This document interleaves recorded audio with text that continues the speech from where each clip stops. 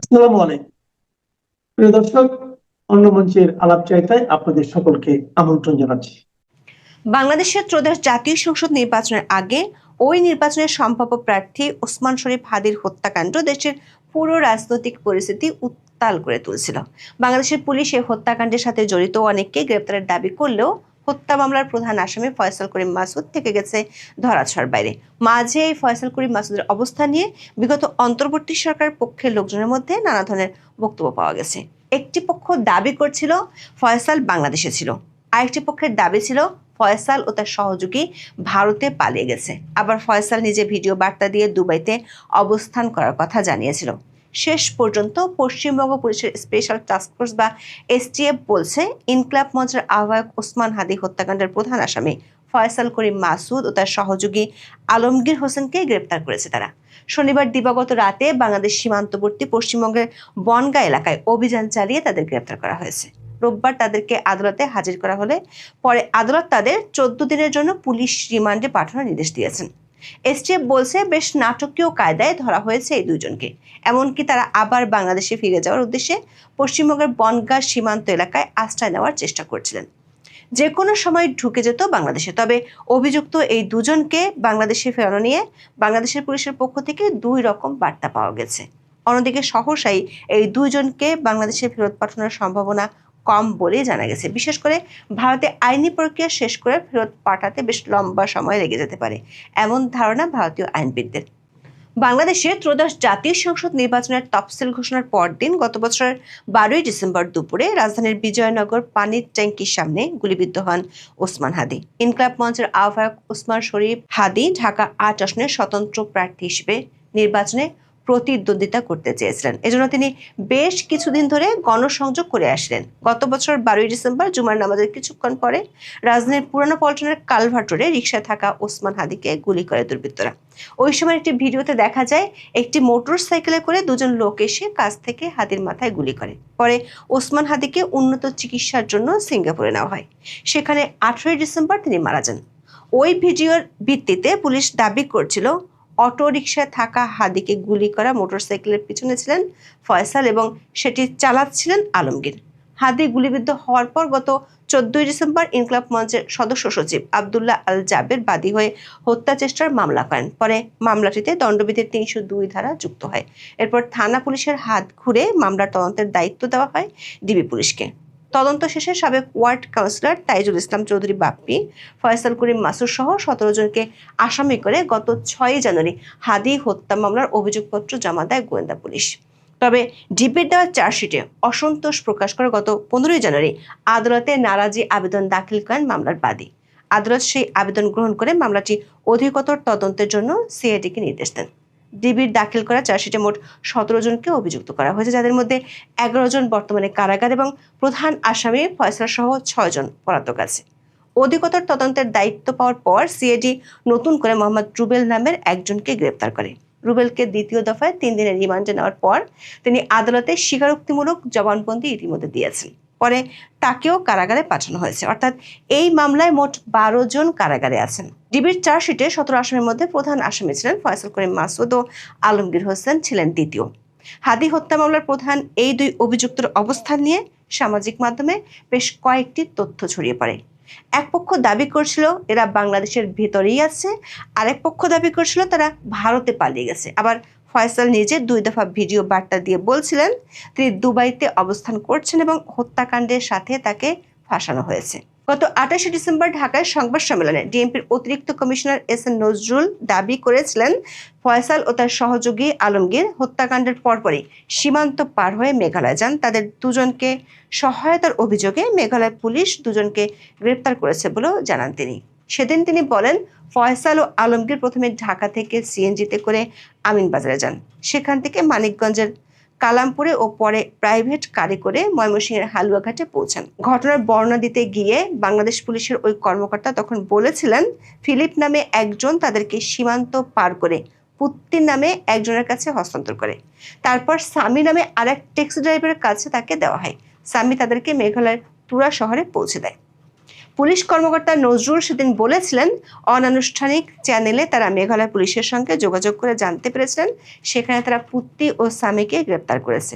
তবে এই সংবাদ সম্মেলনের ঘণ্টা 2 পরই ফয়সালের ভারতে অবস্থান করা এবং দুজনকে গ্রেপ্তারের কথা অস্বীকার করে বিএসএফ ও মেঘালয় পুলিশ। মেঘালয় পুলিশ সদর দপ্তরের এক কর্মকর্তার বরাতে সেদিন হিন্দুস্তান টাইমসের প্রতিবেদনে বলা হয়েছিল, বাংলাদেশ পুলিশের পক্ষ থেকে আনুষ্ঠানিক বা অনানুষ্ঠানিক কোনো যোগাযোগ করা হয়নি। প্রতিবেদনে উল্লেখিত অভিযুক্তদের কাউকে গারো পাহাড়ে খুঁজে পাওয়া যায়নি এবং কোনো গ্রেপ্তারও করা হয়নি।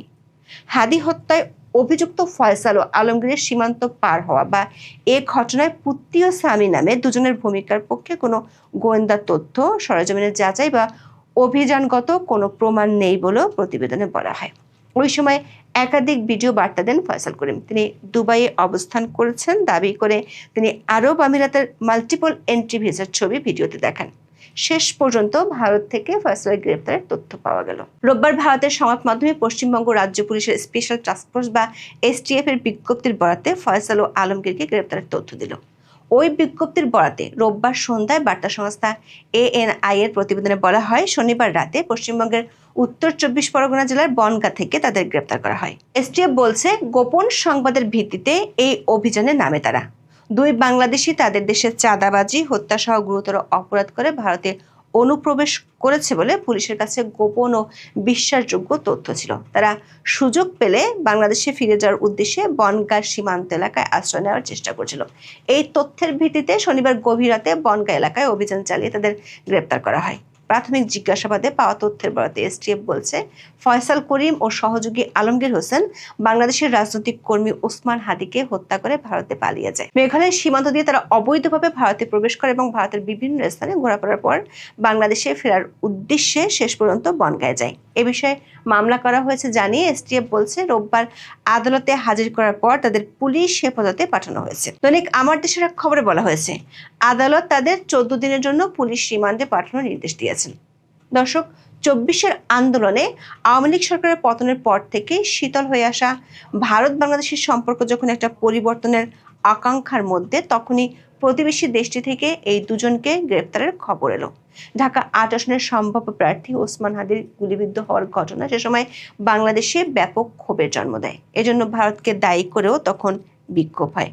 তখন ঢাকায় ভারতীয় হাই কমিশন অভিমুখে বিক্ষোভ কর্মসূচিতে একদল হামলা চালায়। তখন দাবি করা হয়, হাদিকে গুলি করে আতাতিয়ারা ভারতে পালিয়ে গেছেন। সিঙ্গাপুরে চিকিৎসাধীন থাকা অবস্থায় হাদি মারা যাওয়ার পর বাংলাদেশ জুড়ে বিক্ষোভ ও সহিংসতার ঘটনা ঘটে। তখন বাংলাদেশে থাকা ভারতীয় হাই কমিশন ও সহকারী হাই কমিশনের সামনে এবং ভারতে বাংলাদেশের হাই কমিশন ও উপ হাই কমিশনের সামনে বিক্ষোভ ও সংঘাতের ঘটনা ঘটে। হাদি হত্যা মামলার প্রধান 2 অভিযুক্ত ভারতে গ্রেপ্তারের খবর সামনে আসায় এখন প্রথম প্রশ্নটি হলো, তাদের কবে নাগাদ বাংলাদেশ ফেরত আনা হচ্ছে? বাংলাদেশ পুলিশের পক্ষ থেকে এ নিয়ে 2 ধরনের বক্তব্য পাওয়া যাচ্ছে। বিডি নিউজের খবরে বলা হয়েছে, আলোচিত এই হত্যাকাণ্ডের প্রধান আসামি ফয়সাল ও আলমগীর গ্রেপ্তারের খবর সামনে আসার পরপরই রোববার সন্ধ্যায় ডিএমপির অতিরিক্ত কমিশনার SN মোহাম্মদ নজরুল ইসলাম বলেছেন, ভারতীয় কর্তৃপক্ষ এখনো আনুষ্ঠানিকভাবে নিশ্চিত করেনি। অন্যদিকে দৈনিক আমার দেশের খবরে সিআইডির বরাত দিয়ে বলা হয়েছে, এই 2 অভিযুক্তকে দেশে আনার প্রক্রিয়া চলছে। বিশেষজ্ঞরা মনে করেন, ভারতের সাথে বাংলাদেশের বন্দি প্রত্যর্পণ চুক্তি আছে, সেটির মাধ্যমে ফয়সাল ও আলমগীরকে ফেরানো সম্ভব। 2016 সালে এই চুক্তিতে কিছু সংশোধনী এনে আসামি হস্তান্তরের প্রক্রিয়া আরো সহজ করা হয়েছে। বর্তমান প্রেক্ষাপটে ভারত থেকে কোনো অভিযুক্ত বা সাজাপ্রাপ্ত আসামিকে ফেরাতে প্রথমে সরকারকে কূটনৈতিক বার্তার মাধ্যমে বা নোট ভার্বাল পাঠিয়ে আনুষ্ঠানিক অনুরোধ জানাতে হয়। 2016 সালের সংশোধনী অনুযায়ী চুক্তির আওতায় কেবল সেই সব অপরাধীদের ফেরানো যায় যে অপরাধের সাজা অন্তত 1 বছরের কারাদণ্ড, বিশেষ করে হত্যা, চাঁদাবাজি বা অন্যান্য গুরুতর ফৌজদারি অপরাধের ক্ষেত্রে প্রযোজ্য। যদি অপরাধটি রাজনৈতিক চরিত্রের হয়, তবে ভারত চাইলে প্রত্যর্পণে অসম্মতি জানাতে পারে। এর জন্য যথাযথ প্রক্রিয়ায় 2 পক্ষের মধ্যে যোগাযোগ হতে হবে। তবে তার আগে ভারতে বেশ কিছু আইনি প্রক্রিয়া শেষ হতে হবে, কারণ এরই মধ্যে পশ্চিমবঙ্গের বিধাননগর আদালত এই 2 জনকে জিজ্ঞাসাবাদের জন্য 14 দিনের রিমান্ড মঞ্জুর করেছেন। এই রিমান্ড শেষ হওয়ার পর তাদেরকে একই আদালতে উপস্থাপন করতে হবে। এই সময় বাংলাদেশি কর্তৃপক্ষ যদি তাদেরকে ফেরত চেয়ে আবেদন করে, তাহলে সেই আবেদনটিও বিধাননগরের আদালতে হাজির করতে হবে। সব মিলিয়ে এই প্রক্রিয়াটিতে বেশ একটা লম্বা সময় লেগে যেতে পারে বলে মনে করছেন পশ্চিমবঙ্গের একাধিক আইনজীবী। দর্শক, হাদি হত্যা মামলার দুই প্রধান অভিযুক্তের গ্রেপ্তারের খবরে আরেকটি বিষয় উঠে আসছে। সেটি হলো, হাদি হত্যার পিছনে কি এই দুইজনই জড়িত, নাকি এর বাইরে বিশেষ করে নির্দেশদাতা হিসেবে কেউ আছে?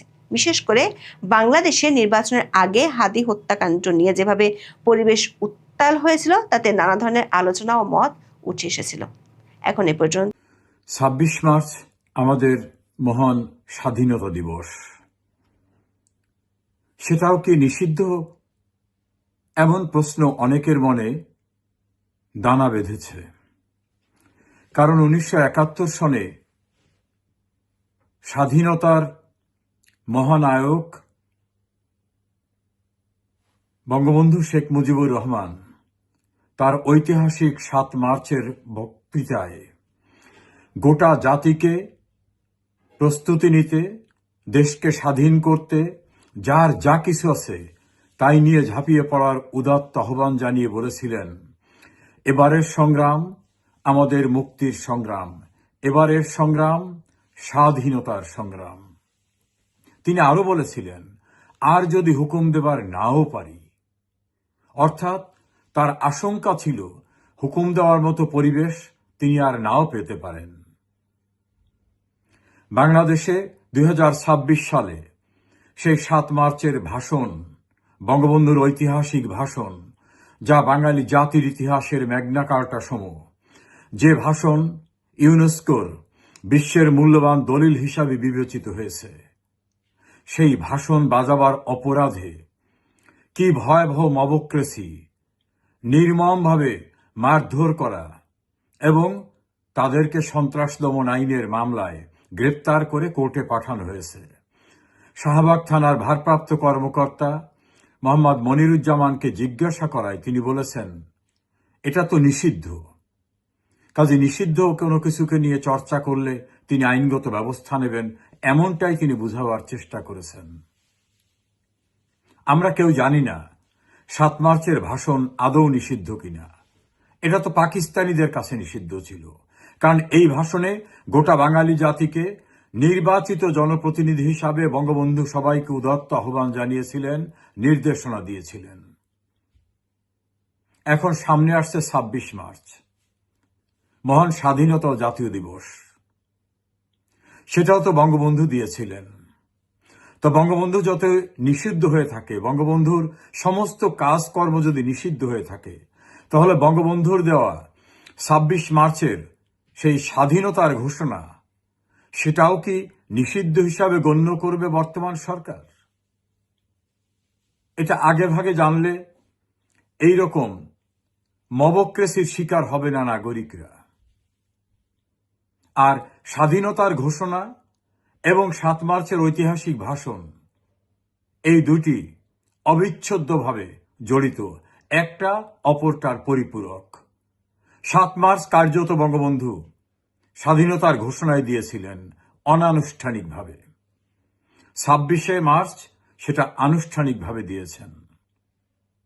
এখন ৭ মার্চকে নিষিদ্ধ করার পরে কি ২৬শে মার্চকে নিষিদ্ধ করা হবে? যদি তা করা হয়, তাহলে এই স্বাধীন সার্বভৌম গণপ্রজাতন্ত্রী বাংলাদেশের নামটা কি হবে? প্রিয় দর্শক শ্রোতা, সেই প্রশ্ন তো এখন সামনে এসেই গেছে। কিছুদিন আগে রাষ্ট্রপতি কিছু সত্য কথা বলেছিলেন। আপনার মানব জীবনের সাথে আলোচনার সময় বলেছিলেন যে তিনি রিজিগনেশনটা পান নাই, সত্য কথা বলেছেন। তারপরে কদিন আগে তিনি আপনার ইউনূস সরকার, সেই জালিম সরকার তিনাকে কিভাবে বিভিন্ন ঝামেলায় ফেলছে তার কিন্তু দুঃখ কাহিনী বলেছেন এবং অনেকগুলো সত্য কথা বলেছেন। সেই জন্য আমাদের তার প্রতি কিছুটা আপনার কি বলবো শ্রদ্ধাবোধ ছিল, যে আফটার অল যে ইজ মরালি এন্ড এথিক্যালি আপনার রাইট। কিন্তু ওনার যে বক্তৃতাটা দিয়েছেন নারী দিবসে, এইটা আমাদের খুব হতাশা করেছে। আর হতাশা করেছে এই জন্যে যে তিনি এই আমাদের স্বাধীনতার মাসে আপনার আমাদের জাতির জনক বঙ্গবন্ধু শেখ মুজিবুর রহমানের কোনো বক্তব্য, যিনি নারীর উদ্যোগে নারীদের জন্য এবং এই বীরাঙ্গনাগুলোকে বলেছেন যে তোমরা তোমাদের ছেলে মেয়েদের বাপকে বলে দিবা বঙ্গবন্ধু। এই যে একটা স্পিরিট, এগুলো তাই উনি বলেন নাই, কিন্তু আপনার মেনশন করতে পারতেন বাংলাদেশের এবং পৃথিবীতে স্বীকৃত শেখ মুজিবুর রহমান এই নারী জাগরণে এবং বিশেষ করে শেখ হাসিনার অবদান অনন্য। তিনি বলতে পারতেন বিগত সরকারগুলোতে আর এই যে গুসক টুসক এই ঢং ঢাং এগুলো যে তাদের, আমি জানি না, এগুলো মগজ থেকে বের হয়ে যাওয়া উচিত। আমি আশা করেছিলাম যে নতুন তারেক রহমান সরকার যেগুলো বক্তব্য লিখবেন সেগুলোতে একটা আপনার মোর অ্যাকোমোডেটিভ অ্যাপ্রোচ হবে। হ্যাঁ, কারণ আগের ভুলভ্রান্তি ভুলে তিনারা এমন করবেন যাতে দেশটাকে ঐক্যবদ্ধ করতে চান, এবং আপনার এই আগের অনেকগুলো হলো ড্রাম বাজাবেন না, হ্যাঁ, বানোয়ার ড্রাম বাজাবেন না। কিন্তু এই বক্তৃতাতে দেখা যায় যে বানোয়ার ড্রাম বাজাচ্ছেন। আর আমাদের রাষ্ট্রপতি তিনিও কিন্তু এথিক্যালি মরালি যে কত দুর্বল এটা প্রকাশ পেল। আমি জানি যে উনি বক্তৃতা উনি লিখেন না, গভর্নমেন্ট লিখে দেয়, কিন্তু সেখানে তিনি প্রশ্ন করতে পারতেন কিংবা বলতে পারতেন যে আমি এখানে একটু পরিবর্তন, নিশ্চয়ই তারা আপনার আপত্তি করতো না। কিন্তু তিনি চাকরি বজায় রাখার জন্য এই বড় নিচের, আমার দুঃখ হয় যে আমাদের বহু নাম করা লোক বড় বড় পজিশনে আছে, কিন্তু তাদের মরালি তারা এত দুর্বল, তাদের সৎসাহতে কম। তাই এটা দেখে, আর এখানে সেই সাথে একটা আমার মনে হয় যে শেখ হাসিনা যাদের নিয়োগ দিয়েছিলেন এইরকম বড় বড় পজিশনে, এইগুলোর আপনার সেই নিয়োগটা কি ঠিক হয়নি? উনি বোধহয় মানুষ চিনতে পারেননি নাকি, এটা একটা প্রশ্ন আসে। আই ডোন্ট নো, ভালো মন্দ মিলেই সব, বাট এটা একটা প্রশ্ন আসে নাকি বাঙালি জাতি এত নিমখারাম যে আপনার এই সত্য কথা বলতে এত দ্বিধাদ্বন্দ্ব, এটা কি আমাদের মজ্জাগত? এইগুলো প্রশ্ন আমার কাছে বারবার আসতেছে যে এত বড় পজিশনে থেকে আপনার পুরো ইতিহাসটা ইগনোর করা আর এক পেশি বক্তৃতা দেওয়া, এগুলো তো আপনার ওনার প্রতি আমার যে শ্রদ্ধাবোধ ছিল এইটা যথেষ্ট প্রশ্নবিদ্ধ হয়ে গেছে। আমি এটাই বলতে পারি, কারণ এইসব ইস্যু নিয়ে I don't want to talk about it. আপনার উনি মানসিকভাবে অত দুর্বল, মানে এথিক্যালি মরালি দুর্বল বলেই মনে হয়, কারণ ওগুলো বললে ওনাকে বাদ দিত না। এবং উনি যেভাবে খয়রখাকি করেছেন অতটুকু না করলেও হতো। কিন্তু এইটাতে মনে হচ্ছে যে আমরা মানুষ চিনি না, যাদের নিয়োগ করেছে শেখ হাসিনা এদের কেউ কেউ আপনার অত্যন্ত দুর্বল প্রকৃতির লোক। হলো জীবনে, আপনার জীবন তো অল্প দিনের, হ্যাঁ, মরতেই তো হবে, কিন্তু সম্মানের সাথে মরা আর আপনার অসম্মানের সাথে মরা দুটো বড়। উনি যদি এইখানে এইগুলো খয়রখাকিরি কম করতেন তাহলে সম্মানের সাথে যেতেন। এইটাই আমার দুঃখ আর কি। This is the only thing I can say, আমরা একটু হয়েছি, মর্মাহত হয়েছি যে এইরকম পজিশনের লোকরাও, এবং তার কিছু লুজ করেন এমন কি ছিল না। মানে বাংলাদেশ দীর্ঘজীবী হোক বললে কোনো হতো না। বিশেষ স্বাধীনতার মাসে 7 তারিখ ঐতিহাসিক সেই ভাষণ সারা পৃথিবীতে। তবে এটা আমার কাছে খুব দুঃখ লেগেছে, আমি অন্য একটা নিউজে দেখেছি যে কয়েকজন ছাত্র আপনার 7ই মার্চের বক্তৃতা শুনতেছিল, তাদের লোকে পিটিয়ে পুলিশে দিয়েছে সন্ত্রাসী বলে। মানে যে বক্তৃতা আমাদের বাংলাদেশকে সারা বিশ্বের মধ্যে অত্যন্ত উচ্চ আসনে নিয়ে গেছে, যে ওয়ার্ল্ড গ্লোবাল রেজিস্টার সেইখানে পৌঁছে দিয়েছে, পৃথিবীর মধ্যে খুব কম সংখ্যক বক্তৃতা। আর বঙ্গবন্ধুর বক্তৃতা তো ছিল এক্সটেম্পোর, হ্যাঁ, তৎক্ষণিক উনি বলেছেন।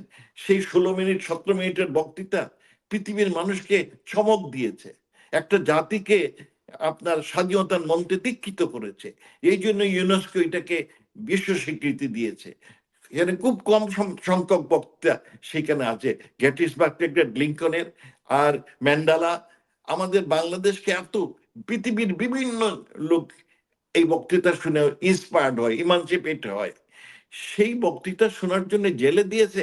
আমি আশা করেছিলাম যে এই তারিক সরকার এইগুলোর ব্যাপারে নমনীয় অনুষ্ঠান নেবেন, বরং উৎসাহ দিবেন। 7ই মার্চ তো আপনার আওয়ামী লীগের না, সেটা তো দেশের একটা গর্বের বিষয়। এবং দেশের একটি ঐতিহাসিক বিষয়, এটা তো অস্বীকার করাই যায় না। সে আমি 7ই মার্চের বক্তৃতা সেই আপনার রেসকোর্স ময়দানে গিয়ে শুনেছিলাম। হ্যাঁ, আমি ওখানে ছিলাম। আমরা একসময় খুব পাকিস্তানি পন্থী ছিলাম, ইন্টিগ্রিটি অফ পাকিস্তান করতাম, কিন্তু বঙ্গবন্ধুর সেই বক্তৃতা আমরা তোমার যা আছে তাই দিয়ে প্রস্তুত থাকো, আমরা এরপরেই প্রস্তুত হয়েছি অন আওয়ার ওন। কেউ আমাদের বলে না, ওই বক্তৃতা ওয়াজ আওয়ার স্পিরিট। এবং আমি আই শুড সে, আপনার জেনারেল জিয়া তার নিজের কথায় বলেছেন যে বঙ্গবন্ধুর 7ই মার্চের বক্তৃতার কারণেই তিনি সিদ্ধান্ত নিয়েছেন মানে মুক্তিযুদ্ধের সপক্ষে। এটা this inspired the whole nation. এই জন্য ইউনেস্কোকে স্বীকৃতি দিয়েছে, এই জন্য যে একটি বক্তৃতা স্বাধীনতাতে জাতি, বাঙালি জাতি সৃষ্টি করেছে, এইরকম একটা ঐতিহাস আমাদের রাষ্ট্রপতি সেইটা মেনশন করতে পারতেন। এই বিশেষ করে 7 তারিখ যেহেতু আপনার 7ই মার্চের বক্তৃতা ছিল। আর আমি আশা করেছিলাম যে এই বিএনপি সরকার এইসব ব্যাপারে, 7ই মার্চ তো আওয়ামী লীগের না, এইসব ব্যাপারে যথেষ্ট উদ্যোগী হবেন এবং যথার্থ সম্মান জানাবেন। আমি এক্সট্রা কিছু চাই না, যথার্থ সম্মানটা জানাবেন, তাতে দেশবাসীর শ্রদ্ধা হয়তো ওনারা পেতেন। কিন্তু দে মিসড এ চান্স। আগামীতে হয়তো ওই ধরনের they will not miss the chance, এইটাই জি। বলতে পারি। আর বিশেষ করে রাষ্ট্রপতির জন্য আমার দুঃখ হয় যে তার প্রতি যে অনেক শ্রদ্ধাবোধ ছিল, ওগুলো উঠছে গেছে আর কি। মনে হচ্ছে যে উনিও ওই চাকরির মোহ এত বেশি। I feel bad for him, I sorry for him. রাষ্ট্রপতি হিসাবে তিনি সেই বক্তৃতার মধ্যে পরিবর্তন, আপনি ঠিকই বলেছেন যে মুখে বলেছেন, সেই জন্য তিনি এটা আপনার বলতে পারতেন। আর মনে আছে আব্দুল হামিদ প্রাক্তন রাষ্ট্রপতি সেট স্পিচের পরে আবার উনি নিজের বক্তব্য কিছু দিতেন যা পাবলিক খুব পছন্দ করতেন। হ্যাঁ, উনি সেই দিক থেকে ব্যর্থ রাষ্ট্রপতি মনে হচ্ছে। লিখেছি ব্যান, 7ই মার্চের ভাষণ ব্যান। বঙ্গবন্ধুর সেই কালজয়ী 7ই মার্চের ভাষণ, যেটা 1971 সালের 7ই মার্চ দিয়েছিল, যেটা এখন আপনার হেরিটেজ একটা বিষয় আছে, রিকগনাইজেশন করছে সারা ওয়ার্ল্ড 7ই মার্চের ভাষণটাকে। এবং আমি এর আগের একটা ভিডিওতে আপনাদেরকে বলেছিলাম যে পৃথিবীর বিখ্যাত ইতিহাসবিদ ব্রিটেনের, তার যে বই, যেটাকে এখন পৃথিবীতে সবাই, সমস্ত রাজনীতিবিদ, সমস্ত পৃথিবীর সমস্ত দেশের সমস্ত রাজনীতি এইটাকে একটা বই না শুধু ইতিহাস বলে গণ্য করে, সেই বইয়ের যে 41টা ভাষণ, যে 41টা ভাষণকে বলা হয়েছে পৃথিবীরই বিখ্যাত ভাষণ, সেইখানে বঙ্গবন্ধুর এই ভাষণ আপনার মর্যাদা পেয়েছে। এবং 10টা বেস্ট ভাষণের মধ্যে 9 নাম্বার ভাষণটাও 7ই মার্চের ভাষণ। সেই ভাষণটাই আজকে ব্যান্ড, কোথাও বাজানো যাবে না। আপনারা দেখেছেন যে ঢাকা ইউনিভার্সিটির একটা ছেলেকে কিভাবে মেরে থানায় দেওয়া হয়েছে, কারণ কি সে ভাষণটা বাজিয়েছিল। সাভার থানার ওসি তিনি বলেছেন যে এই ভাষণ তো নিষিদ্ধ। এখন আমার কথা হচ্ছে যে ভাষণটা নিষিদ্ধ কে বলল? নিষিদ্ধ তো একমাত্র ছাত্রলীগ, নিষিদ্ধ তো আর কেউ না। নিষিদ্ধ ছাত্রলীগ, আওয়ামী লীগের রাজনৈতিক কর্মকাণ্ড নিষিদ্ধ, কিন্তু ভাষণ কি নিষিদ্ধ? শেখ মুজিবুর রহমানকে নিষিদ্ধ করেছে বাংলাদেশে, শেখ মুজিবুর রহমানকে নিষিদ্ধ করা হয়েছে, তাহলে ওনার ভাষণ নিষিদ্ধ হবে কেন?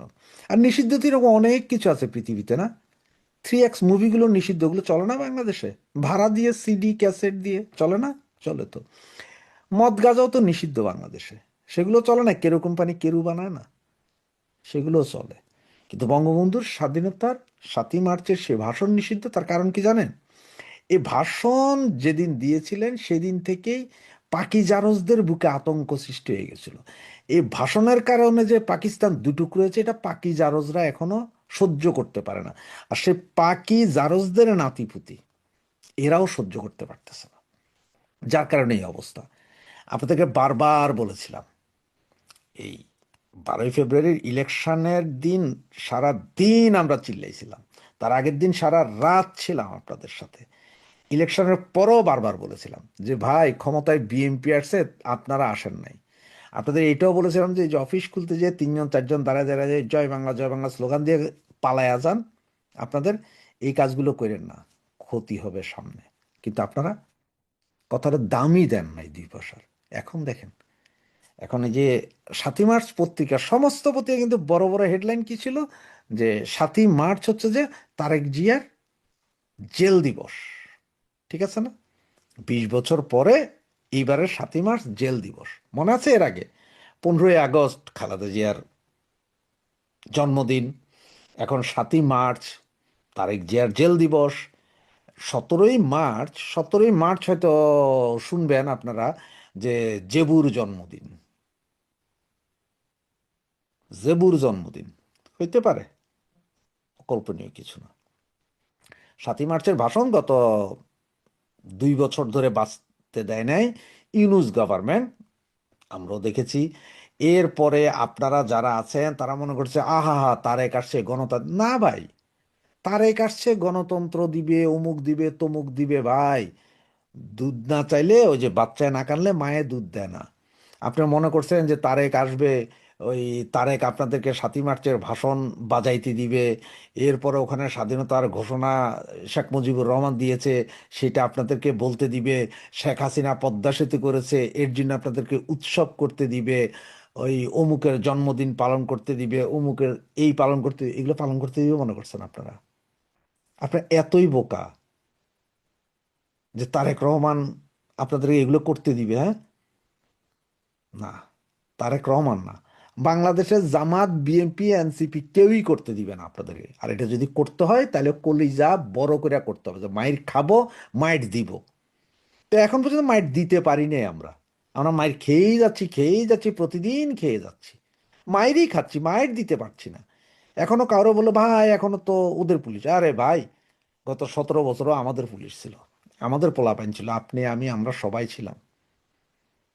তখন কিন্তু ওদের কিন্তু এরকম মারি নাই, আজকে ওরা যেরকম মারতেছে।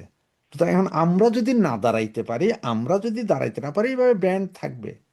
ওই যে বললাম 17 তারিখ হতে জেবুর জন্মদিন পালন করবে, দেখে রাখেন, লিখে রাখেন, কোনো না কোনো একটা কিছু আনবে।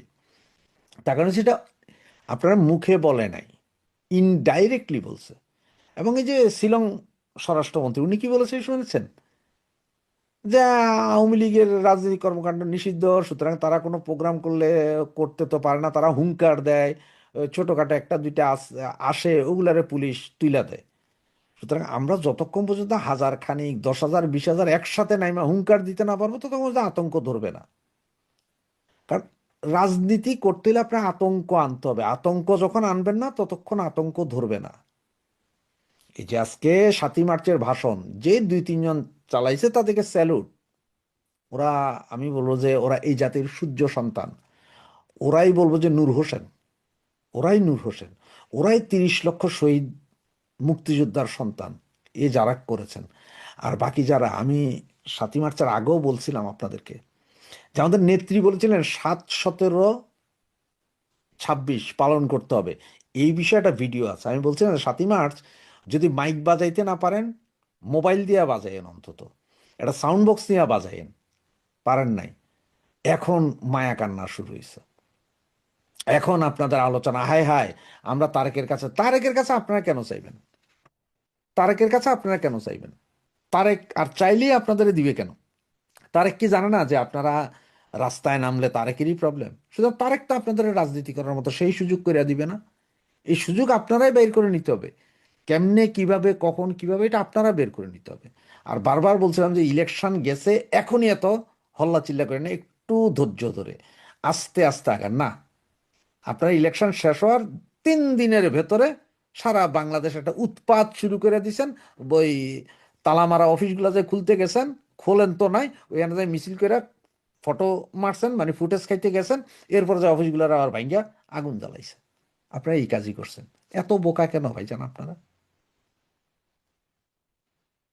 সুতরাং আপনি একটু চিন্তা করেন যে আজকে এই যে 7ই মার্চের ভাষণটা যে ব্যান, একরকম ব্যান, এটা কোনো কাগজ দেয় নাই, কোনো প্রজ্ঞাপন না, এটা ঘটনা হচ্ছে, ঘটনা সত্য কিন্তু প্রমাণ নাই, মানে এটা যে ব্যান করছে এটা সত্য প্রমাণ নাই। সবাইরে বলে দিয়েছে যে যেইখানেই 7ই মার্চের ভাষণ বাজাইতে দেখবা সেখানে মারবা। তা আপনার যদি মাজাই সোজা না থাকে, আপনি যদি মাজাই সোজা করতে না পারেন, আপনি যদি প্রতিহতই করতে না পারেন, তাহলে আমি বলবো যে এইসব বাচ্চা পোলাপানের মতন নাই চাল আপনি। কারণ ওদের তো জলে, ওদের জলে, ওদের যে কি জলে, 7ই মার্চের এই ভাষণ শুনলে যে কি জলে, এইটা আপনারা এখনো বুঝে উঠতে পারেন নাই এই জামাত বিএনপি আর এনসিপির কিরকম চলে। সুতরাং 3 গ্রুপই এক হয়ে, 3 গ্রুপ তো না, এখানে 2 গ্রুপ, জামাত আর বিএনপি। এনসিপি তো বাচ্চা বলা মানে এটা জামাতের বি টিম, আপনারা জানেন। এরা সবাই মিলা ধরবে, সবাই মিলা ধরবে আপনাদের। সুতরাং এই সবাই মিলা ধরলে আপনারা কিভাবে প্রতিহত করতে হয় আগে সেইটা চিন্তা করেন, এরপরে সিদ্ধান্ত নেন।